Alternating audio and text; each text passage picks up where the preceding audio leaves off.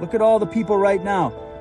Look at the places in the world where this tyranny that we're facing right now isn't working. It's in the places where the vast majority of people have said no.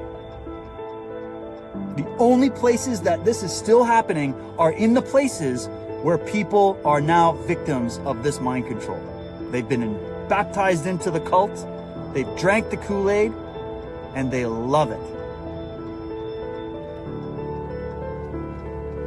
They've sold their soul, their soul, their sun, their inner light. They've sold it to criminals that you have no idea. You have to know who we're dealing with. Who do you really think we're dealing with here? You think we're dealing with Joe Biden and Justin Trudeau and Boris? You think we're dealing with them? Those guys are just managers. They're like the prison guards in the global Stanford prison experiment. That's all they are. They aren't the architects. They aren't the guys sitting behind the glass with the knobs and the switches and the bullhorns. They didn't come up with the architecture of this. These people can barely make their bed in the morning. We need to understand this, because understanding this, as possibly horrifying as it might be for some of you to come to terms with this, it's the way out.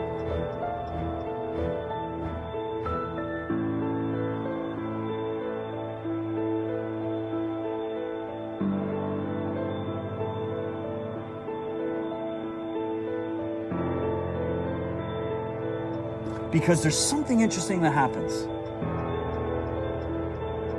And that is, when you become consciously aware of certain things, those things no longer have an effect on you the way they otherwise would have had. It's consciousness that changes it. The double slit experiments, come on. Consciousness changes things to a certain degree. These people understand that when they can get masses of people to continually recreate what they want and to comply with what they want, that it's actually us that builds the prison. We are the ones that build the prison, not even them.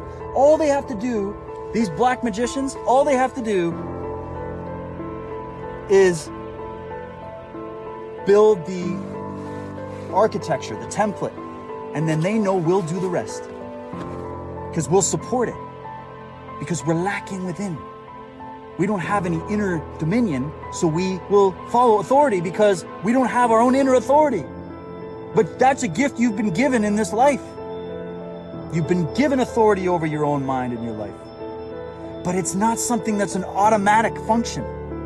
It's something you have to switch on. It's something you have to train. These people are not there to help free you so that you can become the creative artist that you are. They are trying to breed you and train you like pets, like animals. Because that's how they think, that's what they think of you. And because you go along with it, you start proving them right. And then that's how they go, well, see, they love it. They love tyranny. They love human sacrifice. They love being a part of our occult rituals. They love being a part of our worldwide Stanford prison experiments and Milgram experiments and MK Ultra experiments. They love it. They love watching the Mockingbird brainwashing media. They love this ideology that there's too many humans on the planet and everybody we know has a death instinct, so all we got to do is click that on and put it up full blast and put some megaphones on it and get some celebrities behind it and put some money behind it and make it look all cool and altruistic and hey, we're here to save the planet. And people will fall for it and swallow that pill like you wouldn't believe, because they're secretly terrified, not of death, but of life. That's the biggest fear people have. What? Living on my own? Commanding my own destiny? That's too much power. That's too much responsibility.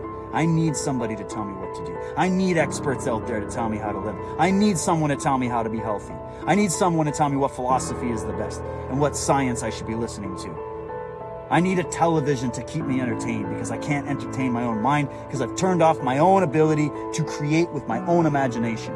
I need somebody to take their imagination and pour into my mind so that I feel like I'm imagining things. I feel like I'm living. The real world, nature, and the real inner nature, it's scary. It's unpredictable. So I'll settle for the artificial world where I could just be an avatar and I can change my profile picture anytime I want, because the reality of what my face really looks like today is just too much. So I want all the airbrushing and I want all the smudging and I want all that. They know this. This wasn't just one thing. They didn't just build up and go, okay guys, there's a big pandemic now and you're just gonna totally hand over your countries, hand over your economies, hand over your bodily autonomy, hand over your children, hand over everything. They didn't just come out and say that. They've worked on your psyche for decades before this. And this was a culmination event. This was a mass ritual event on their calendars. Because these people, the reason I say it's a ritual is because that's who these people are. They believe in that shit. They are occultists. So you got to learn and go, okay, what kind of knowledge do these people have and how are they wielding it against me? And how do I guard myself against that? That's what that stuff about spiritual armor and all that is all about. And that's why in order to find out the truth, you need a spine of a warrior. So, have you had enough of the degradation ritual? Have you had enough of being a part of a massive human experiment?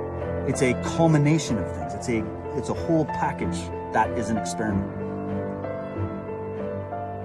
And the good news is, their experiment is failing. It's failing every day, more and more. More people are realizing it's an experiment. More people are realizing there's a bunch of guys wielding clipboards and taking notes right now.